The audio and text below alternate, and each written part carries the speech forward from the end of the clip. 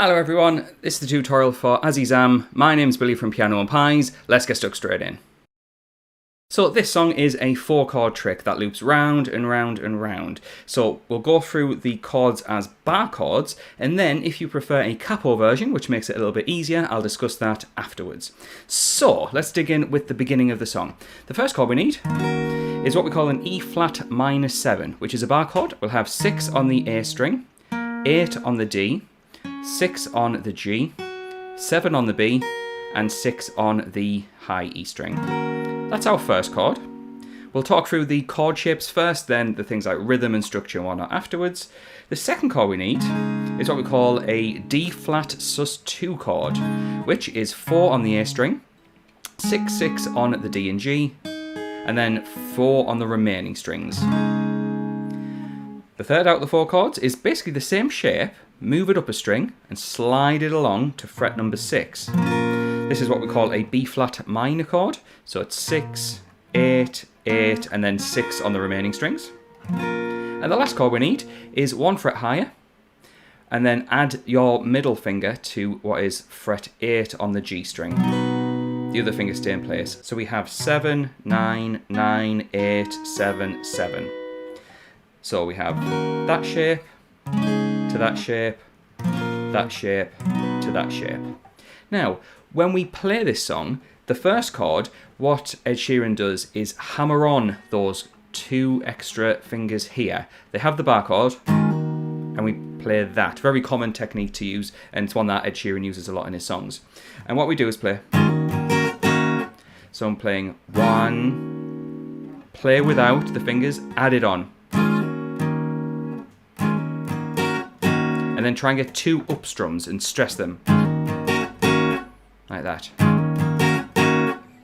Then we go to this shape here, and we're going to have 2 strums of that. And when we put that with the first chord,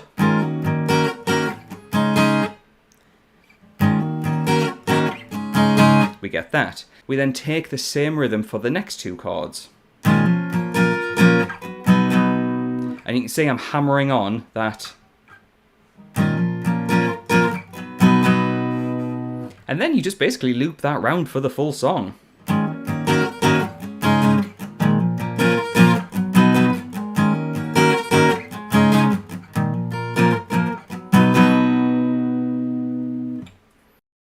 So if you would like an easier version that utilises a capo, then we can put a capo on fret number 6. If you're in need of a capo, there is a link to one in the description below. However, the 4 chords that we need for this song is an A minor 7, open A string, 2 on the D, an open G, 1 on the B, and an open E string. The next chord we need is a G major chord, which is a 3 on the E string, 2 on the A, 0, 0, 0, and a 3 on the high E. We then have an E minor chord, which is an open E, 2, 2 on the A and D strings, and then 0 on the remaining. And the last chord we need, you can either choose an F major chord, which is a 3, 2, 1, 1 on the bottom 4 strings, or if you find that chord a bit awkward, you could play F major 7, which is 3, 2, 1, 0.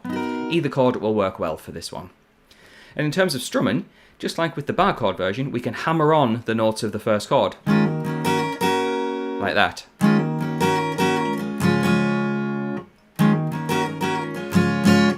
And then same idea for this chord. So you can see I'm hammering on.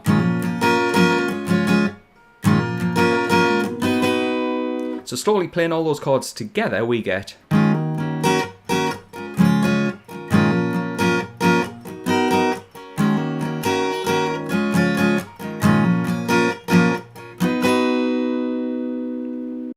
Now it's worth mentioning, if you want the chord chart for this song, so let's say you need to know exactly which chord goes with what structure of the song, as well as a sheet of the chords and lyrics matched up, let's say you want to sing along or play along, and you know which chord and which word goes together, I've got you covered over on Patreon. Links are in the description for this, and you can get everything wrought out professionally, plus you get a bunch of other Ed Sheeran songs of the latest releases, and in fact 500 plus songs over the past few years of all the biggest hits, all for the price of a coffee. So feel free to check that out. In fact, the people on the screen will also get access to that because they are my current patrons. More about those guys a little bit later.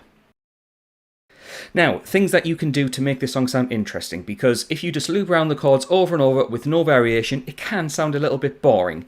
Now, what you can do is, first of all, in the first verse, do exactly what Ed does. He plays nothing on the first time round. When he starts singing, there's a bit of a gap. That's just once round the chords without anything. And then you start playing properly afterwards. But what you can do during the verse, which typically verses are quieter, so what we can do is palm mute. That means taking this part of your hand, resting just past the saddle, and you get this kind of sound if you're lightly pressing down. And you can get that rhythm.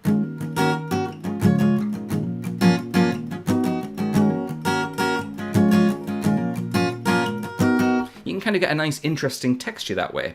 So yeah, maybe during the verses, that's something that you could utilise. The other thing to utilise is also your dynamics, which is just a fancy music term for volume. In the verse, make sure it's a little bit quieter. The palm muting will help with that. During the pre-chorus, where things build up a little bit, you can make it a little bit louder. And then when it gets to the chorus, you could make it very, very loud.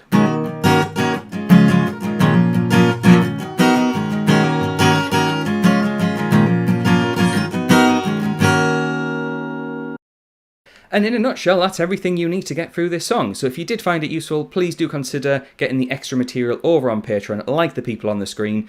At one point, there was enough to fill the screen where I could just have everyone statically on the screen, but now there's so many people, I have to have everyone scrolling up and down, which was an interesting editing technique that I had to try and learn. It was pretty difficult. Anyway, thank you for watching, and I shall catch you in the next video.